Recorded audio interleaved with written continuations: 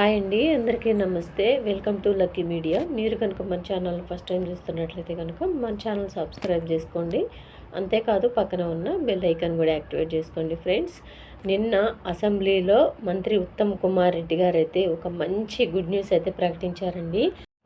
Ration card ఉన్న ప్రతి ఒక్కరికి, ఇటు కొత్త వారికి కానీ, మొన్న రీసెంట్గా వచ్చిన కొత్త వారికి కానీ, అటు పాత వారికి కానీ ఒక మంచి గుడ్ న్యూస్ అయితే ఇచ్చారండి.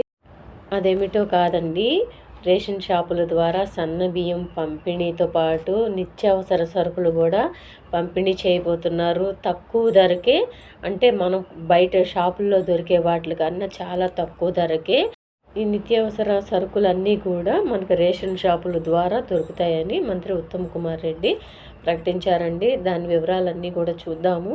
దయచేసి వీడియో అక్కడ కూడా స్కిప్ చేయకుండా లాస్ట్ వరకు చూడండి. కొత్త దరఖాస్తుదారులకు సన్న బియ్యం ఏప్రిల్ 1 నుంచి పథకం ప్రారంభం. ఎక్కడున్నా రేషన్ షాపుల్లో తీసుకోవచ్చు. లబ్ధిదారులతో పాటు ఇతరులకు రాయితీపై సరుకులు. అసెంబ్లీలో మంత్రి ఉత్తమ్ కుమార్ రెడ్డి.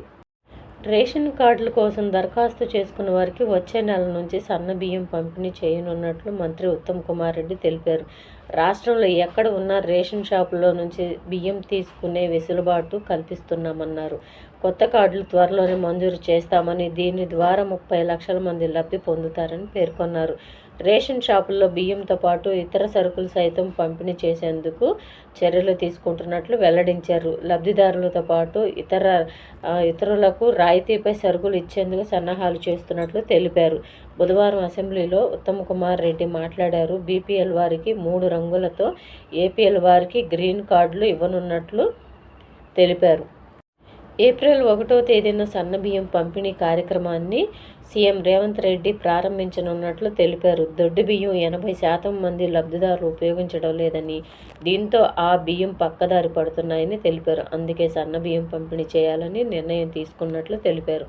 రేషన్ డీలర్ల కమిషన్ పెంచామని, డీలర్లు తమ దుకాణాల్లో ఇతర సరుకులు సైతం అమ్ముకోవచ్చని తెలిపారు. చూశారు కదా అండి, రేషన్ కార్డు వచ్చిన ప్రతి ఒక్కరికి కూడా ఒక మంచి గుడ్ న్యూస్ అని అనుకోవాలి. ఇటు కొత్త వారికి కావచ్చు, ఇటు పాత వారికి కావచ్చు.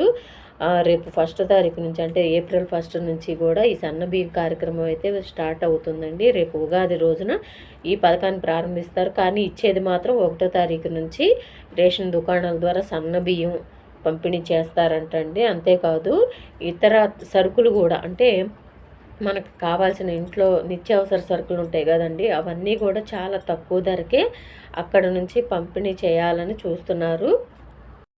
ఈ కొత్తగా రేషన్ కార్డులు దరఖాస్తు చేసుకున్న వాళ్ళు ఉన్నారు కదండి, వాళ్ళందరికీ కూడా వచ్చే నెల నుంచి సన్నబియ్యం పంపిణీ చేస్తారంటండి. ఇదైతే నేను చెప్పింది కాదు కదండి, మీరే స్వయంగా చూశారు కదా.